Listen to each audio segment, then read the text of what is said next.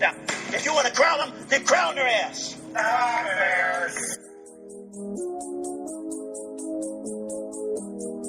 Stafford down the middle is intercepted. DJ Moore. Overthrows and intercepted for DJ Moore. Will I see you again? Freeman throws and is intercepted by DJ Moore. Pushing up the hill, searching for the thrill of it. He'll take the snap from his own end zone, winds up, throws, in a traffic, it is deflected, picked up by DJ Moore, 4 to 10, 5, end zone, touchdown, touchdown Bears, DJ Moore, pick 6. You are tuned in to the Chris and DJ Show with former Chicago Bears nickelback DJ Moore.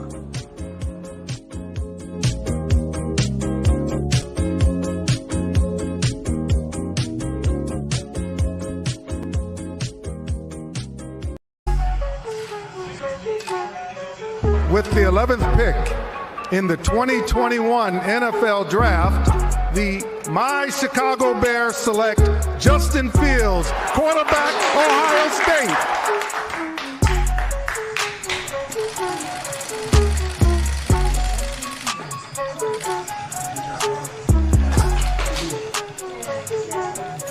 I'm ready to work.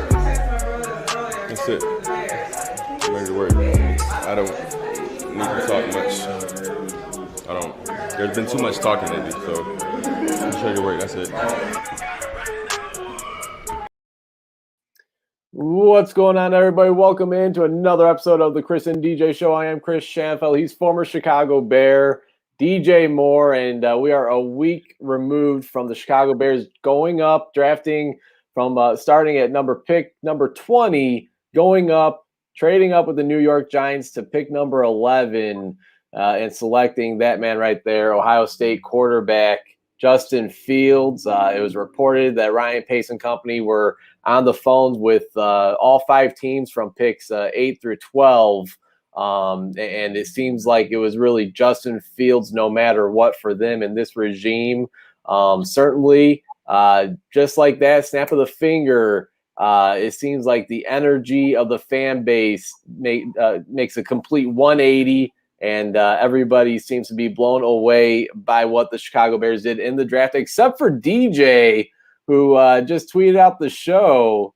Back at it, Bears draft Fields. Please come watch us discuss what a disaster this could be. DJ, I mean, I thought we were going to have a big parade here, talk about the Bears finally getting this dynamic quarterback, and for me, one of the more exciting times I could remember being a Bears fan was last Thursday night. But that might not be the case here tonight with you. No. I'm excited about it. All right. I'm excited about the pick. He does run a 4.4. He can throw the ball. He does. He has limitations like everybody else. The problem lies is when you have a regime where they struggled already, all right? And if Andy Dalton doesn't work out, because I wouldn't think, even if Fields was to come into the game, he shouldn't be the guy that's going to save the team. So therefore, I'm thinking you struggle, then you get fired, and then somebody else comes in, and now what are you finding somebody to fit a young quarterback with we haven't proven itself, I'm assuming by this time? Or you just picking somebody who's know a lot, they may not like him.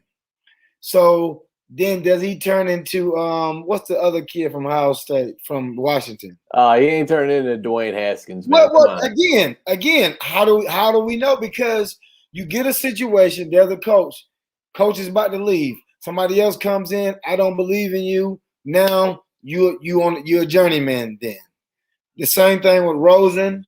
Well, I think DJ. I think this almost guarantees that Pace and Nagy. You remember at the end of the season press conference, they were asked, and they wanted no part to do with this, and they did not answer it.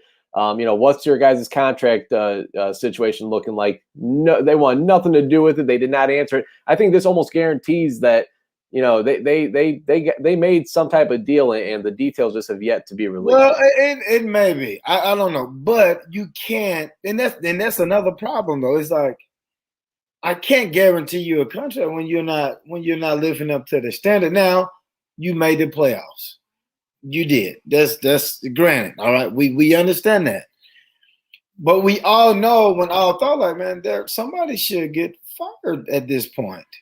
And we were all surprised when they was like, Philip was like, I'm disappointed, but I'm proud of what they did. Like, that don't make sense. That's two different things.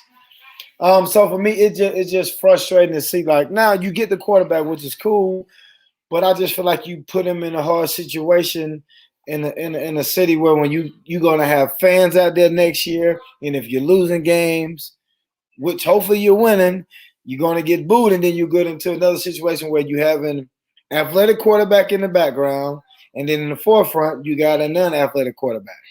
You drafted, a tackle. Can we protect him? If you can't, then you put the younger guy in to get run around and maybe get beat up. But again, it may work out. It may work out for him in the long run because he's athletic, a little more athletic than Trubisky. But again, he's a quarterback. When he gets hit, is he prone to be injured? Yes, he is.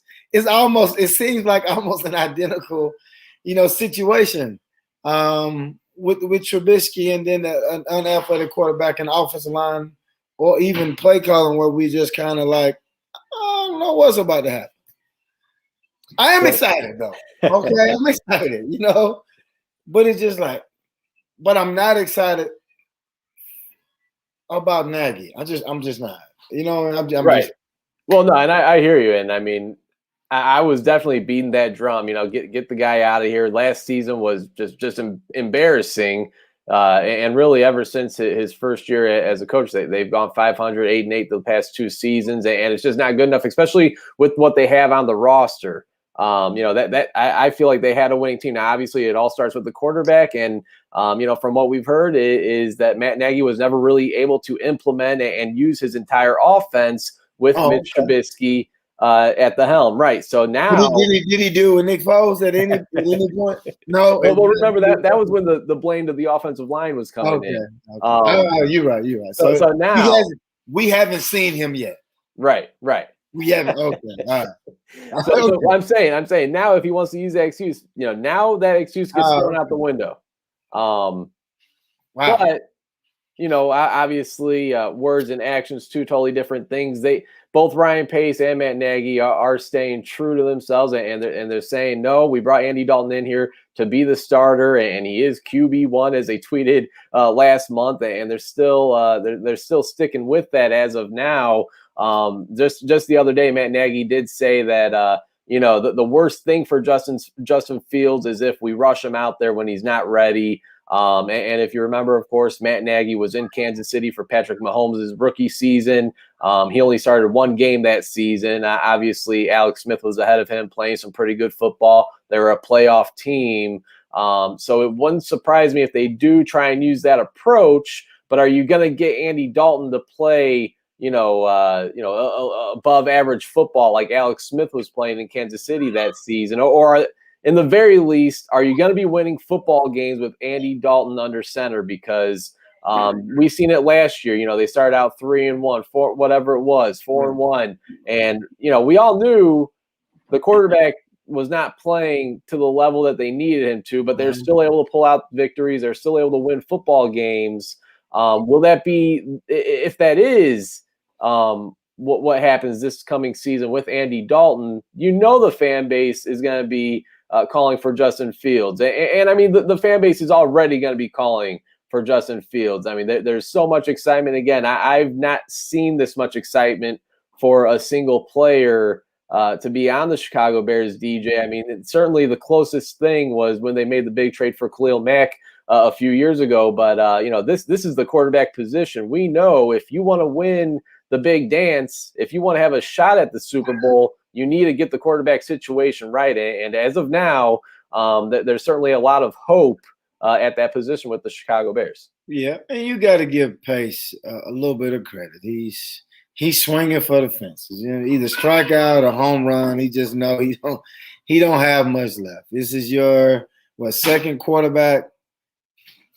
Normally, you didn't get a chance to draft two of them that struggle. Please, hopefully that does not happen. I think when you compare it to Mahomes, it does make sense. Sit behind a veteran quarterback that is proven a little bit. The only problem is that Matt Nagy is not Andy Reid. All right. If Andy Dalton went in to play for Andy Reid, I'd be like, you know what? He's probably gonna make the Pro Bowl or something. But since he's playing for Nagy, all right, let's not forget our friend Bill Lazor, who he spent some time with in Cincinnati. Yeah, so I just don't know, man. Because if the offense comes on and struggle, like, so what are we gonna do? Are we run heavy? We run heavy, or we not getting yards? Again, it's gonna be really quick. The boos are gonna come quick.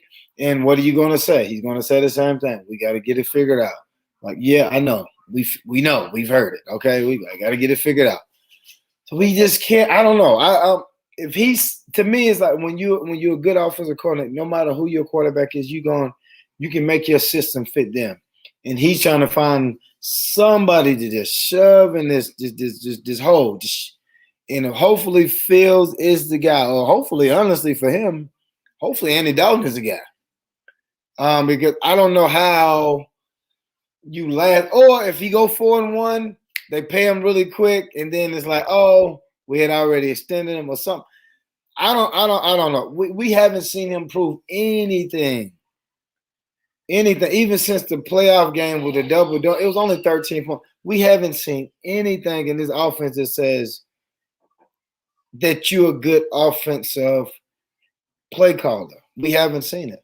We had to give your play calling up. You got it back. Like, we haven't seen it.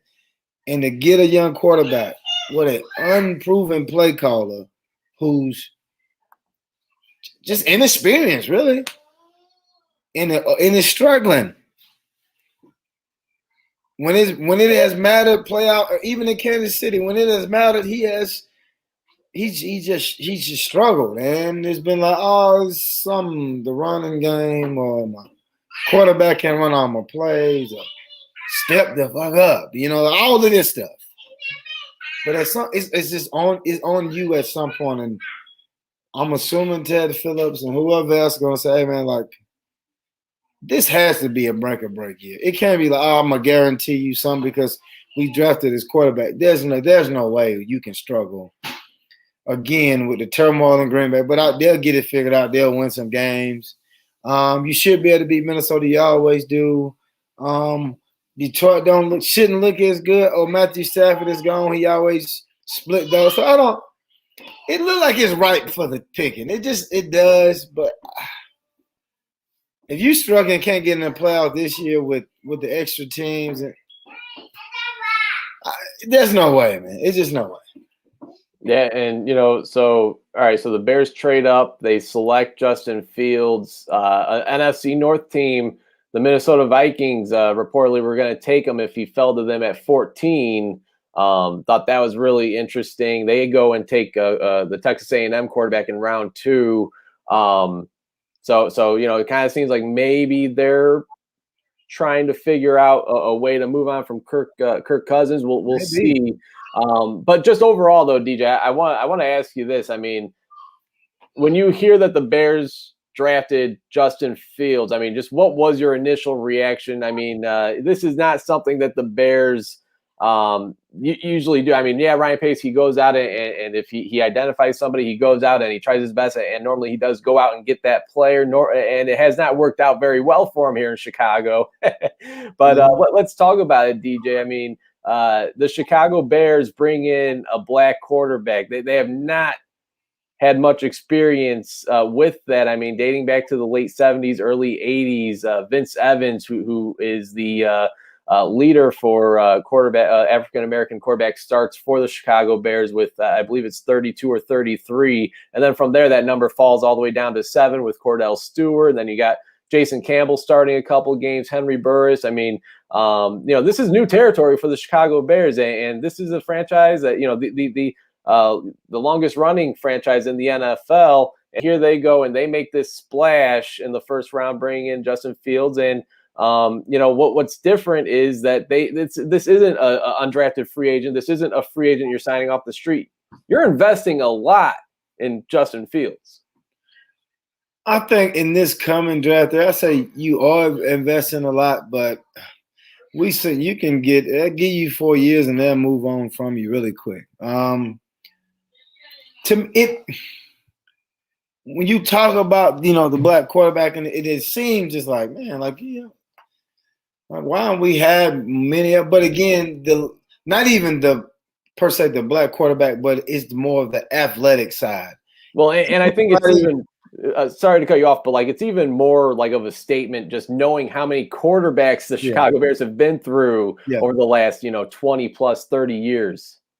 Yeah, but it's just moving in a more athletic, dynamic quarterback way. So when you see a quarterback who can run and throw, he's running a 4.4, I was surprised that he even ran that fast.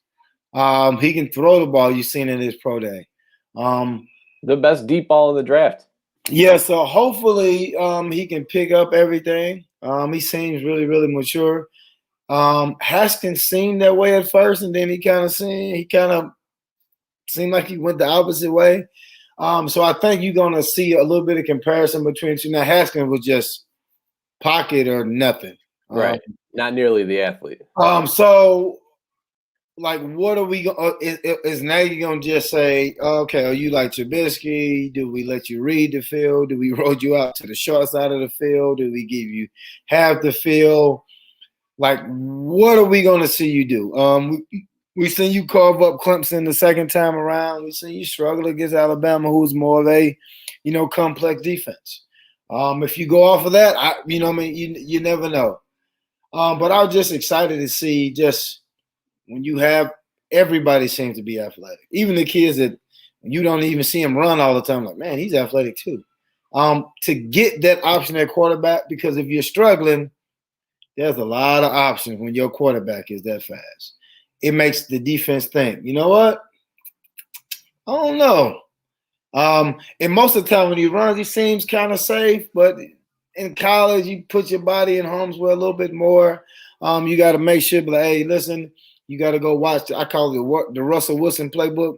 He gets down. Well, and there's a similarity there between Russell Wilson and Justin Fields. And a lot of people talk about why Russell Wilson is so good at sliding. Well, he has that baseball background, as does Justin Fields. So that should not be an issue for me. It was at points in college, kind of held onto the ball a little too long, took some unnecessary hits where he could have gotten the ball out, or he could have ran.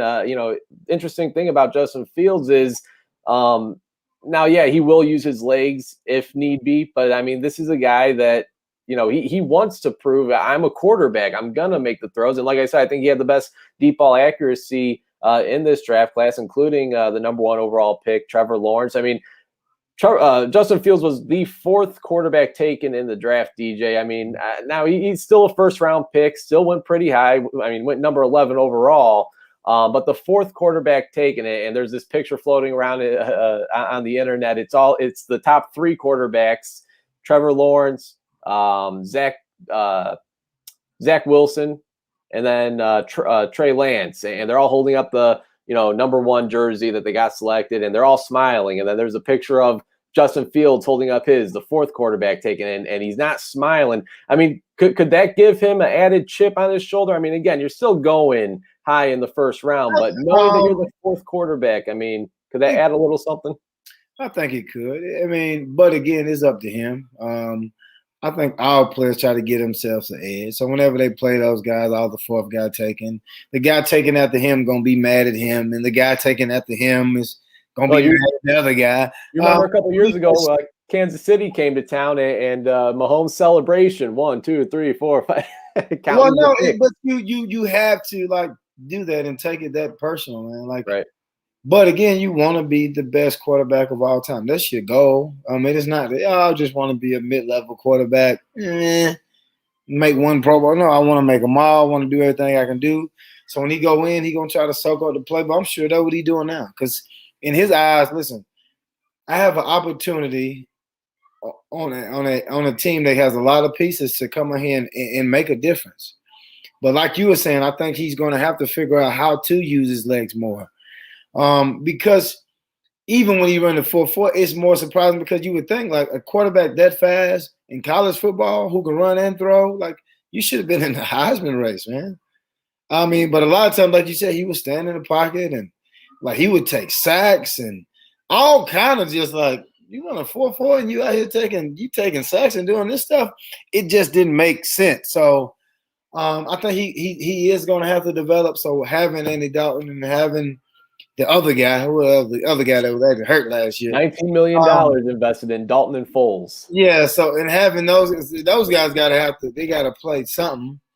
So being able to wait and giving him kind of like he did at Georgia a little bit. Coach would just throw him in games randomly to run plays to keep him happy. And I think you can do that. You ain't got a red shirt. Just, hey, man, listen, hey, we're going to give you a couple series. Boom, boom, boom. Come back out. Yeah, that's what Baltimore did with Lamar Jackson his rookie season. I'm going to give you some couple. Let's see what you got. Get your feet wet so it ain't another rookie. So your eyes will be open now. And then next year now, if you make something happen, we might give you a couple more. Throw you in a couple situations. So I think it's a good situation. I am excited. Don't get me wrong. I'm excited about it. I really am. And it's because, and not just because he's black. You know what I mean? I love black people. You know what I mean? I really do. All right. I love white people too. I love you too, man. Hey, man. It's all love on my end.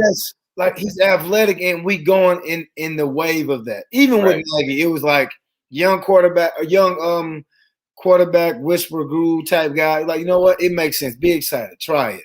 And we're trying to go in that youth wave. So, man, get on that wave and let it ride, man. So hopefully we can figure it out. Hopefully that the young quarterback whisperer can stop whispering because the quarterbacks can't hear nothing he's saying. He got to start talking loud for us. Yeah, again, I mean, it seemed like, and even myself, DJ, I mean, I wasn't very excited for this coming season. Oh, Andy Dalton's QB1, they're sticking to it. I thought that there was no way that they had enough to trade up, and by no means did I even think Justin Fields was going to be available. I thought that there was going to be a good chance that maybe Atlanta took him at 4. I thought we were going to see 4 quarterbacks go off the board in a row, but he was available. He was there. And again, I mean, Ryan Pace and Matt Nagy, they were on the phone and making deals for with the teams from 8 through 12. And it was the New York Giants who ended up biting at pick number 11 and getting the deal done. I want to play Eddie Jackson. Can I ask you one question really quick? Yeah. My question before you play Jack City, my question for Pace would be, it's like, when did you know you wanted a quarterback? And if you knew you wanted a quarterback, why are we paying two backup? Right. I mean, highly paid backup quarterbacks. Like, well, don't get Dalton and just keep Foles and be like, hey, man, we gonna, you know what I mean? We gonna see what we gonna do. Like, it doesn't. I think what it was the day that they signed Andy Dalton was a day that quarterbacks really started flying off the board in free agency. Tyrod Taylor signed with Houston. Quarterbacks were just going off the board. It wasn't a very impressive quarterback list of free agents to begin with. Not to try and make any excuse of the signing, because you pay Andy Dalton $10 million for one season. Last year in Dallas, with the weapons that he had there, he only made a little more than $3 million. Yeah, he signed up to be the backup. Dak Prescott suffered that crazy injury, and he ended up starting I think it was like 11 games last season. But anyways, he only signed for $3 million last year. So what you're telling me, what you've seen from him last year with those weapons and that offensive line in Dallas, you're going to give him a huge pay raise to bring him here to Chicago. And in reality, you could have had Andy Dalton last season. You would have saved a 4th-round pick that you traded to Jacksonville for Nick Foles, and you would have saved a boatload of money. Well, yeah, but it's just like I just like to see the process. Like, okay, you had 20, or you thinking you're not going to get a quarterback. Or if my mind said, hey, listen, we're going to go all in and go get one of these quarterbacks, then why are we going to spend the money on a guy that's kind of identical to the guy we just signed last year? Right. Yeah, I think it was they kind of they just scrambled. They kind of panicked. They signed Andy Dalton. And I don't think that in reality, I don't think they thought that Justin Fields was going to fall as far as he did. I mean, color me shocked, not really, but There was some rumors circulating around Justin Fields leading up to the draft that some people may believe was the reason why he fell where he did to number 11. Questioned his love for the game. There's epilepsy. He has epilepsy that nobody knew about until about 2 or 3 days before the draft. And of course, he comes out and says, "Yeah, I got it, but I got medication for it. It's never affected me. I've never missed a practice. I've never missed a game for it." So I don't know. Maybe it was the Bears that leaked that information in hopes that, hey, this will work out in our favor and we'll end up snagging him in a trade-up situation. I don't know. But, as of now, the Bears quarterback room, Andy Dalton, Nick Foles, and first-round pick Justin Fields. Let's go ahead and let's go ahead and see what Eddie Jackson's reaction was. With support from the Chicago Bears, and it will open in 2022. We get all that. Come on. Congratulations, Carlos, and please take it away with the Bears selection. Uh-oh. You better say something I like to hear, Carlos. Carlos, you better say what I like to hear. Well, how exciting is this? Come on, Carlos. With the 11th pick Let's go. in the 2021 You better say NFL Justin Fields and Mac Draft, Jones. The My Chicago Bears select Justin. Yeah, about time we get us a real, you know what I'm saying? Let's go, man. All right, about time we get ourselves a real quarterback. I sure hope Mitch Trubisky or even his current teammate Nick Foles wasn't watching that, but it was. I mean, y'all, right. Well, I think it's cool to be excited, and it's cool. And I know I watched a little bit of the draft. Hey, he only said Mac Jones, though. He said it better be Justin Fields or Mac Jones. I mean, if it had been Mac Jones, it would not. I mean, people would be hopeful. People would hope it's the right move. I think he would have been excited, though. He only said Mac Jones because of Alabama. There needs to be a quarterback. Now, for him, he got to make sure he get out there and get back to playing safety. Right. Because learn how to lower the shoulder, maybe. Yeah, so you can't be out here whiffing now. But I think his sentiment is like what everybody's been thinking. But you hear so much. It's all you hear is this quarterback. And we got 3 of them. Normally you take about 2 of them, and then the punter will be the extra quarterback. But there's gonna be 3 quarterbacks, and then that's a less roster spot for somebody else to be out there running around unless somebody want to grab Nick Foles or something randomly. Hey, man, Green Bay's looking for a veteran. Yeah, so everybody needs somebody. So either that or he'll retire or something randomly and then show up again. Yeah, it wouldn't be his first time. It really is. Having an athletic young quarterback that you can just hopefully your offense, any offense you run, hopefully can fit him. This will be an interesting watch this year for sure, especially with the fans back. And that's one thing I'm most excited about, seeing the fans back. And listen, I don't like getting booed, but I just like hearing the fans like they let you know. I don't like that shit you putting out there. Boo, boo, boo. And you'll hear them, they get louder and louder, and we have to start off faster and making it. You just have to start off faster and just make it happen. We don't need 6-7 games in a row. We don't need to slide into the playoffs. If we losing, we need to be losing with Fields at quarterback. It shouldn't be no veteran out there stanking up the place. If the young cat messing up, you know what? Hey, here's what it is. Let's try, but let's go, man. It's coming. We gonna see. We gonna see. We gotta wait to see what happens in Green Bay. Hopefully he get up out of here and then. Well, you would hope that the next guy in the Hall of Fame, that would be amazing. What? My goodness, that'll be something. Yeah, I've yet to witness the Green Bay Packers not have stellar quarterback play. At least, Rodgers has gotten hurt here and there, but they basically had just 2 quarterbacks while the Bears have had, 30 of them. 2 back, like 5, like, Here you go. Right. Wow. So quickly, let's go ahead and just run down the rest of the draft class. Round 2, they take offensive tackle out of Oklahoma State, Tevin Jenkins. This is the guy that I thought they were going to take at 20 if they had stayed. He falls to pick 39, where Ryan Pace does what Ryan Pace does. He trades back up into the second round, had to trade up once again to go ahead and nab Tevin Jenkins, the offensive tackle. 2 days after the draft, DJ, the Chicago Bears released longtime offensive tackle Charles Leno Jr. Some would say the weakest link on that offensive line. But just looking at what he's been able to do throughout his career, 2018 really probably one of his. He's had a couple good years here in Chicago, especially early on. But 2018 was definitely his best year. He was actually voted to the Pro Bowl. And then after that was when he signed the contract extension. But not too shabby for a former 7th-round pick out of Boise State. Spending 8 years here in Chicago.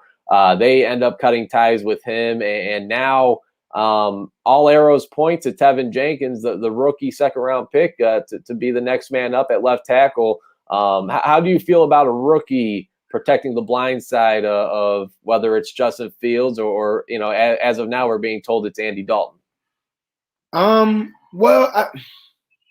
At least in training camp and preseason, I mean, it's going to take some time, but at least he's going up against some legit veterans. I think what's good is he's going to go against some really high-paid, good pass rushers.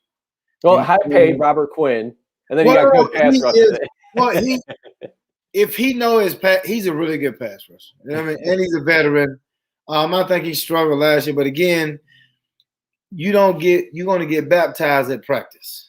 So when you come in the game, you should be like, man, I went against these cats. Now, you still going to see some dogs out there, but you're going against, especially Khalil Mack. I would line Khalil Mack up on him all the time and get him used to doing that. So when you're in the game, you won't have to worry about it. It's going to be a learning curve. You're going to get out in the game and start getting beat up, and you're just going to be like, man, I don't know if I want to play football anymore. But once you work your way through that and kind of figure it out, now again, the line has to work together, and see if he's struggling. But I think sometimes you gotta let you sink or swim. Sometimes I remember Jamarcus Webb. Oh man, we was playing against, I think it was Cameron Wake.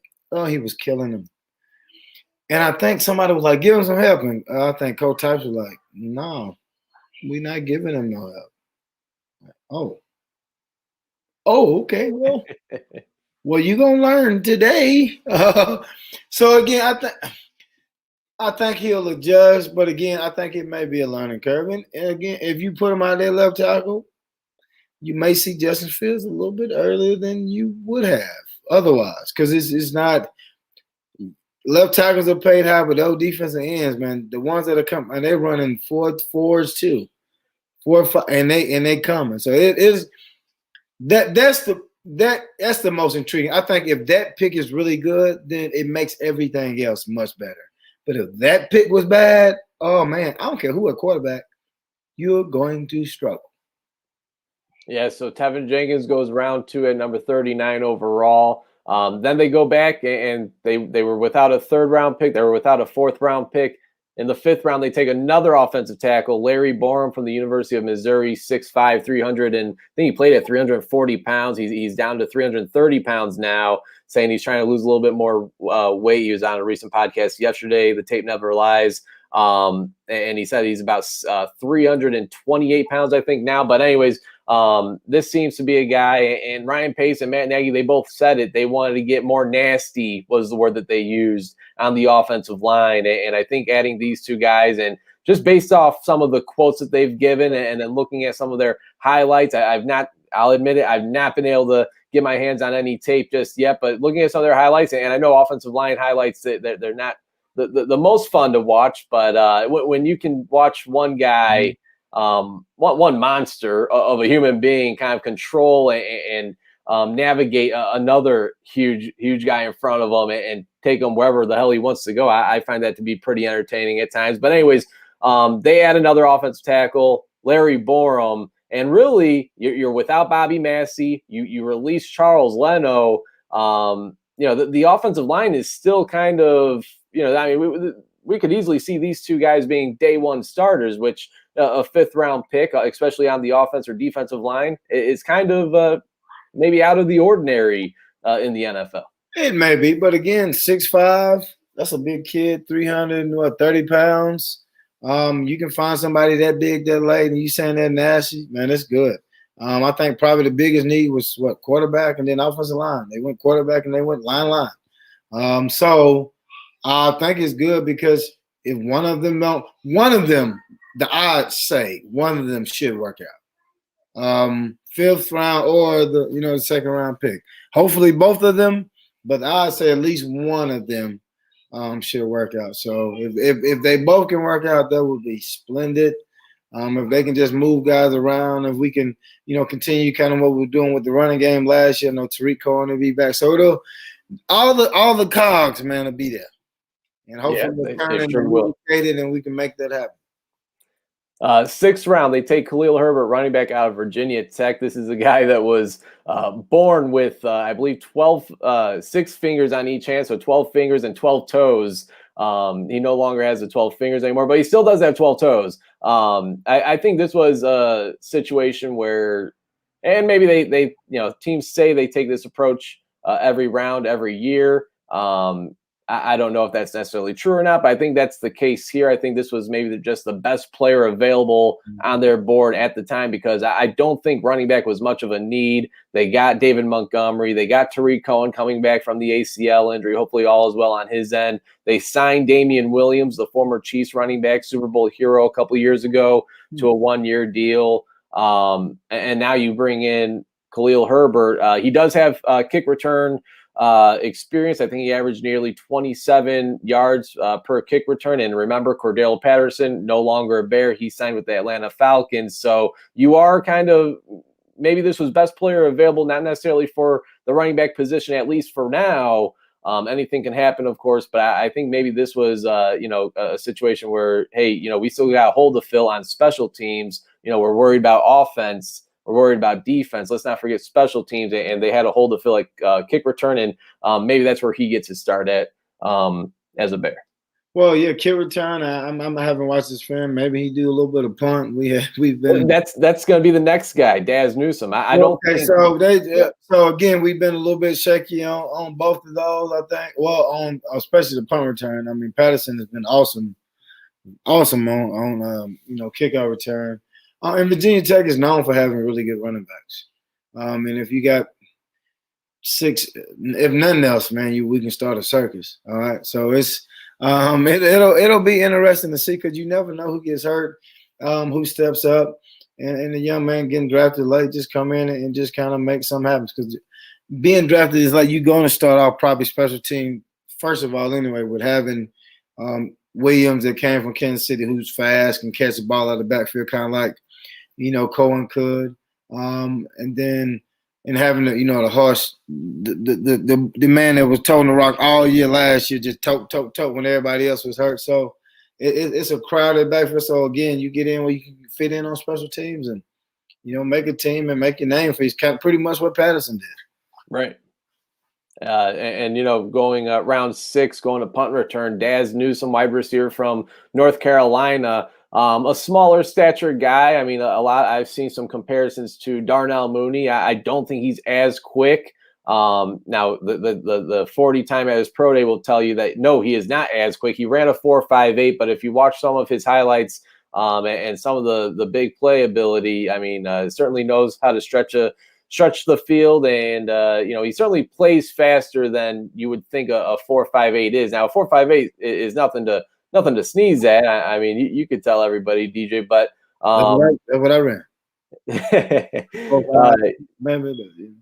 He does have punt return experience at North Carolina, so maybe Herbert goes kick return, maybe Newsome goes punt return. But you look at this team adding another wide receiver.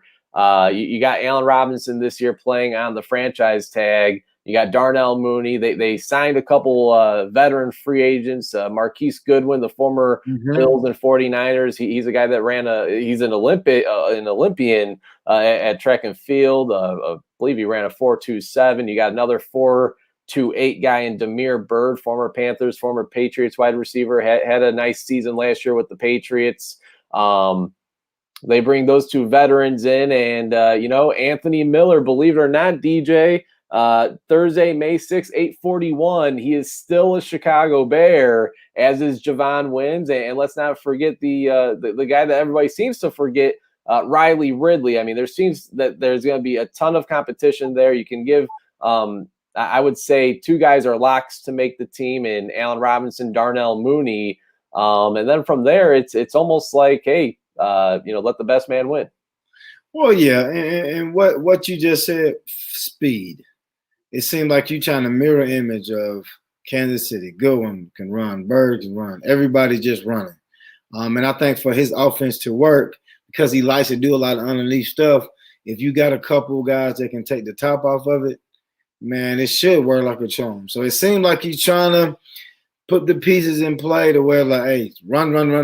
Everybody. And it seems like they want every position to be able to run. So, like when you watch Kansas City, whenever somebody catches it, they are gone. It's from 4-4 all the way down. Now, this group that you're talking about, we have, it look like it's 4-3, 4-3, 4-3, 4-2, 4-3. So everybody at the end of practice, people gonna be wanting to race each other.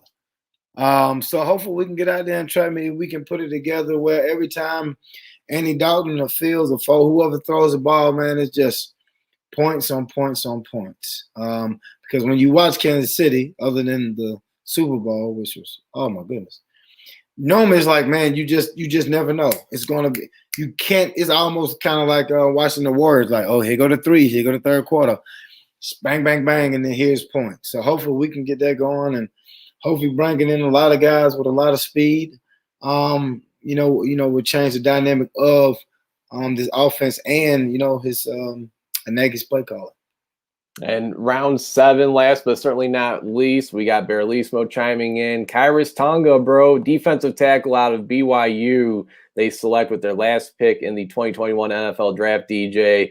Again, I've not watched a ton of them just yet, but from what I've heard, I mean, I think Doug Farrar from Sports Illustrated actually had a 4th round grade on him, and he's not the only one that had him in the hundreds in the draft, and he falls to the Bears in round 7.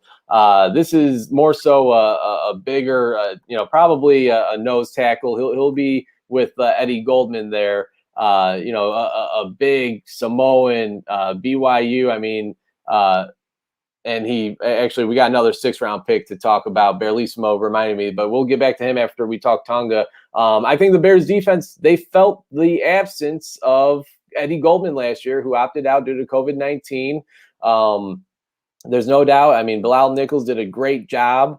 I don't think you could have asked him to do a better job than what he did last season, but they knew that there was a depth issue there at that position. So they bring in Kyrus Tonga from BYU, a big nose tackle. Hopefully they can learn from Akeem Hicks, could learn from Eddie Goldman. And if anything, let's get this Bears defense, let's get the team in general to learn the haka. I mean, were you on the team, DJ, with Stephen Paya? I know he had the defense. Yeah. He did it, man. He was a tough cat too. They always just and he was a little undersized sometimes at D-top, but he had to be the strongest cat remember, he had the most bench press, 225 at the NFL Combine. So I think at times when we did have a couple injuries, stopping the run was kind of a problem at times. So shoring up that middle, shoring up the depth in the middle, man, is always a great thing. You can't have enough of them because, again, injuries are going to come. It's going to happen. I'm assuming I don't know how it's going to work with the whole COVID thing. Does everybody get vaccinated on the team? Do you make them? I'm assuming you do, because if my team has to miss games and I'm the owner, I got to miss money. We ain't got time for that. The Bills general manager just said he would like it if the NFL, basically told them everybody has to get vaccinated, and if you don't like that, then we're going to cut you. Honestly, I would be on that side, and I'm not for forcing people. But again, for this particular job, and for us, you already lost money last year, and fans. I would go far as to say it for the fans too. Like if you want to come in this stadium, we want you to be here. We want you to support the team. But we can't sit you beside each other. We're outside. I get it, but we can't sit you beside each other without actually doing this thing, kind of doing it right or whatever. And making sure that we're not contributing to the whole community at large, going home and killing family members per se. But if you're on the field, honestly, to me it makes sense because I'm gonna miss the game, or our team gonna miss the game because of you wanting to go to the what they call them things, to the top bottomless thing. Come on, man. Dwayne Haskins could tell you a little bit about that. Come on now, you know what I mean? So it'll be interesting. I think different teams will take a different approach, but I feel like they'll probably have some type of stipulation. If you come down with something, and if you were somewhere you ain't supposed to be or deemed something, you may lose money for that because you're making the team itself lose money or other different players, not play. So it could be interesting for sure. Circling back, definitely don't want to forget about this one. In the 6th round, they also drafted a cornerback out of Oregon, Thomas Graham Jr. And, this is a guy I think maybe fell a bit because he opted out last year due to COVID, but he was one of the better cornerbacks in college football in 2019. I believe he had 4 interceptions. And, he could certainly play on the outside. I think he comes in playing nickel. They did sign Desmond Trufant to, of course, replace Kyle Fuller, or at least try to. They still got Jalen Johnson, who had, for all intents and purposes, a pretty good rookie season last year, playing on the outside there by himself, really since game 1. Of course, he missed a few games due to injury, but I don't know if I'm still sold on the depth there at cornerback, DJ. I think that might be the biggest weak link. Now, obviously, if you get that pass rush back and back to how it was in 2018 or even 2019, that'll certainly help a lot. But, the nickel position, DJ, that's your spot. I mean, how do we feel about Kendall Vildor, last year's 5th round pick, or a couple years ago, Duke Shelley? They still got Trey Roberson. If you remember, we kind of talked about him last year. Of course, he got hurt early on in mini camp, but he was the CFL All-Star who they brought over, former Illinois State quarterback. And then he was stellar north of the border in Canada. They got him. They got Artie Burns, who, of course, has dealt with injuries all throughout his career, former Steelers 1st-round pick, tore his ACL last year. They decided to bring him back. So, that's going to be another position where there's some competition at. But I think Thomas Graham Jr., the rookie, 6th-round pick out of Oregon, I think there's a good chance that maybe he could be a day one starter at nickelback. If not day one starter, I think eventually this season we'll see quite a bit of him. Oh, yeah. Well, we seen a lot last year going like from injuries to we couldn't get pass rush and we couldn't play man-to-man. And that was probably one of the things with Fuller. He's really instinctive, plays with his eyes really well, but just pressing man-to-man in this thing. So when you bring in a guy like Trufant, who's the opposite of that, he plays a little bit man-to-man. I think he struggled a little more in zone. So you got to find people who can match up. We watched, and honestly, it's really just going back to the Green Bay game. Nobody could seem like they could guard anybody man-to-man. And when you're not getting pressure, sometimes on the back end, you got to be able to hold up. And it was like, stick and go, and there's a touchdown. Stick and go here. But again, the more DBs you have, you can find yourself with even more DBs on the field and not have linebackers tracing really speedy receivers down the middle of the field, which makes no sense. All right.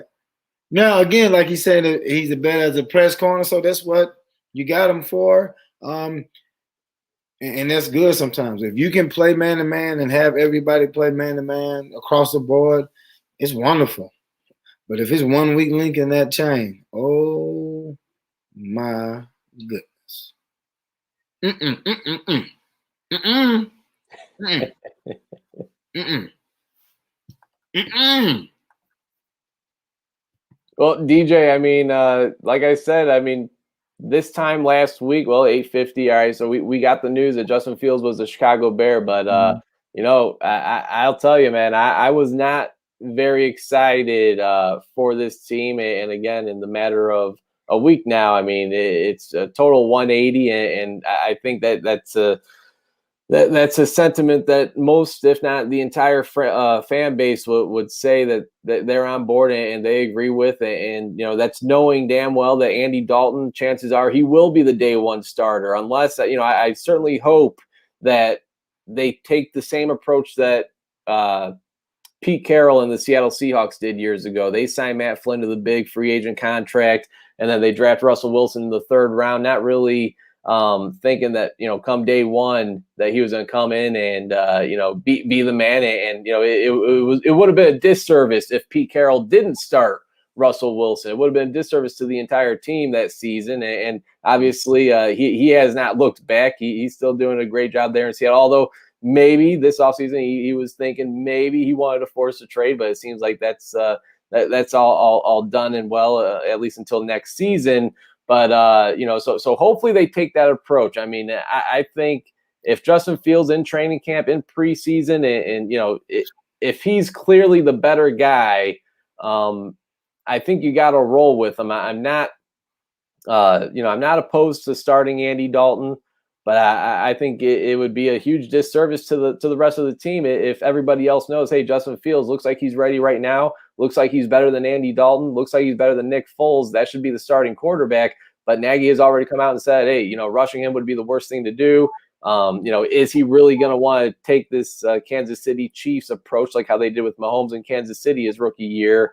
You know, is he really going to want to take that, even if you see clearly that Justin Fields is a better player in training camp and in preseason? It'll be interesting to see. You know, I think that, yeah, Andy Dalton, no matter what, day one, you know, first game of the season.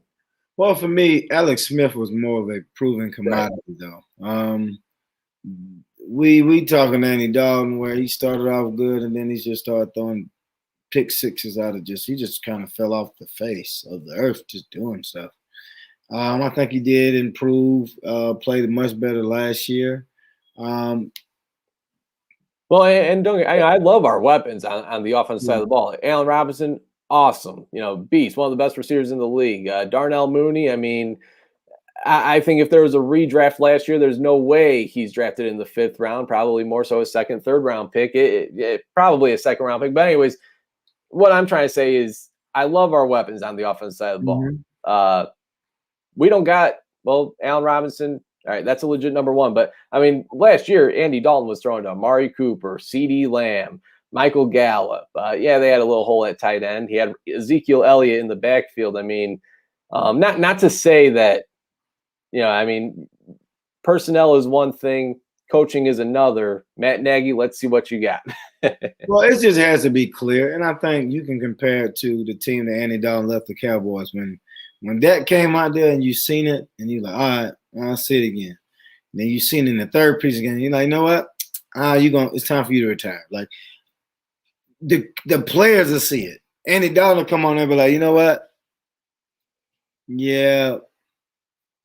You know what? I think we good. He is legit. So you want that to happen. You don't want him to kind of just, for Andy Dalton to struggle and him have to be forced in. Now, if he just takes it, now will they give him that opportunity, you know, to do that? Who knows? But again, if Andy Dalton starts struggling down the road, eventually he's going to get in there. But again, I think Trubisky did the same thing with right, Mike Glennon, man. They were all he played when he got in. He played really, really well, man. It's like, I mean, he was just loose and free. Like he's like, you know what? Yeah, I think he can just get it.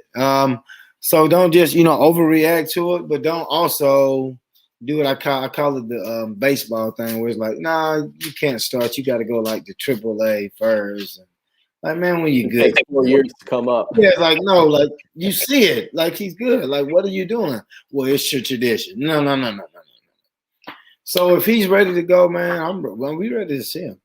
That's right. Well, DJ, that's all I got for tonight, man. I mean, like I said, I mean, probably 100% the most exciting draft class that I've experienced the Bears having. And we finally got a quarterback. I think it's going to pan out. I know the guy has yet to even put on a Bears jersey, but I got mine ordered the orange #1 Fields jersey. So that'll be coming in about a month or so. But, I've never been this excited about a Bears quarterback in my life. And, you're talking to one of the guys that was a part of the Jay Cutler fan club here, DJ. But this is a totally different level. There's finally excitement with the Chicago Bears. There hasn't been any excitement since week 6 or week 7. Once things really started to fall below the waist. But now the Chicago Bears, although they were a playoff team last year, there was really no hope, and there's a bunch of disappointment all throughout the offseason. QB1, Andy Dalton, and now it seems like things are finally starting to turn into the right direction. Hopefully that's the case. I think they make the right decision. They got Justin Fields, and despite trading next year's first-round pick, if you get that franchise quarterback, it's going to be worth it. But yeah, that's going to do it for tonight's show. DJ, appreciate you hopping on as always, man. Any final words? Man, just stay strong, man. It'll pan out at some point. All right, we're gonna keep trying at this thing. At some point, quarterback of the future is gonna come through. Hopefully, he's the guy. So just be patient. All right, baby steps. I like it. I mean, at the beginning of the show, please come and watch us talk about what a disaster this could be. So you know what? We're starting to get there, DJ. I like it. Again, for DJ Moore, former Chicago Bear, I'm Chris Shanafelt. Appreciate everybody for tuning in. Again, if you missed this show in its entirety, you can check it out on Twitter, on Periscope, on YouTube, and, of course, on iTunes and Spotify. Be sure to follow us on Twitter, the show at Chris and DJ Show. I'm at Chris Shanafelt. He's at DJ Moore 30. And appreciate everybody for tuning in. And until next time, folks, Justin Fields is the Bears quarterback. We finally got a franchise quarterback. And go Bears.